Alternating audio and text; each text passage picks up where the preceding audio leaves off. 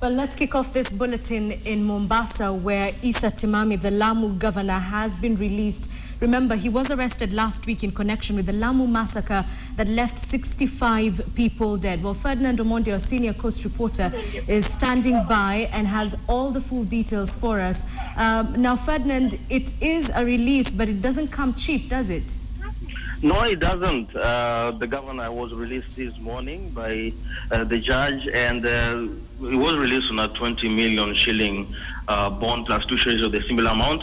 The alternative was a 5 million shilling cash bail, which he deposited, and a few minutes ago he already addressed the press, a very relieved man, saying he started his night, the Ramadan last night. He came out saying he was feeling a little weak, but he was happy at last to be free to go back to his family and observe the holy month in relative freedom. On the same day, also, the women rep for Mombasa, Mishimboko, was also charged with incitement, which she denied and was released on a cash bail of 200,000 shillings.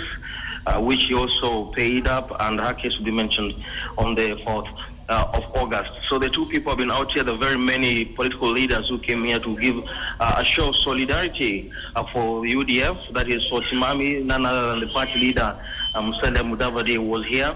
And for Mishimboko, the lead counsel, James Oreng, was there. The Council of Governors, Deputy Chair Salim Guria, who was also the governor for Kwale, was also around. Mombasa Governor Hassan Joho, and Moses Sutangula, the co-partner, and several other members of parliament. And the message that we received from everybody who was speaking was the interpretation that these cases were calculated political assault against elected leaders, and that is what they're actually fronting to the people right in front of the Mombasa locals as we speak. They're addressing the public, and everybody is saying these are state-sponsored political assault. All right. Now, Ferdinand, I'm glad you've introduced that aspect of politics. It has garnered quite a bit of controversy, with Issa Timamy himself saying that he's being persecuted by corruption cartels. Has he said anything else with regard to that today?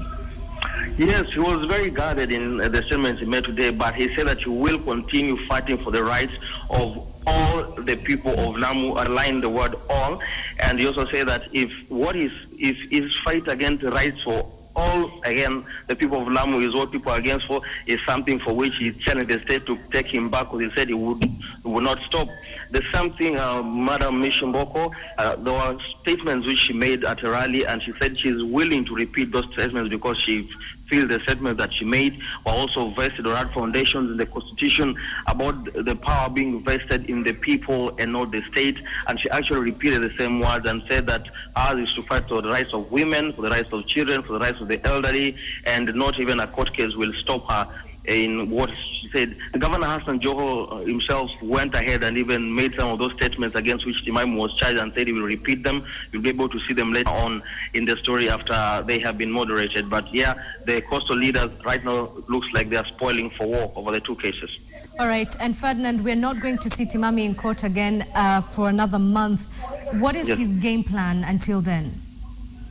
Well, he has said that from here he's going back to exercise his mandate in Lamu. He was about to prepare for the annual budget, so he says he's going back to serve the people of Lamu and to let the lawyers handle the cases. The other leaders said that this is something that will always let the court case to continue, but the warning they have sounded out, particularly from what the Governor Joho says, is if the state, according to them, is trying to paralyze the Lamu County government, they might as well go ahead and try Kilifi, Mombasa, Kwale, Taita Taveta, and warn them that they will not succeed, because this is now the people of the coast, as they were saying, against what they perceive as a political assault sponsored by the state. So they say they proceed with their work as usual, and the way the court case continue, but are putting the state on notice.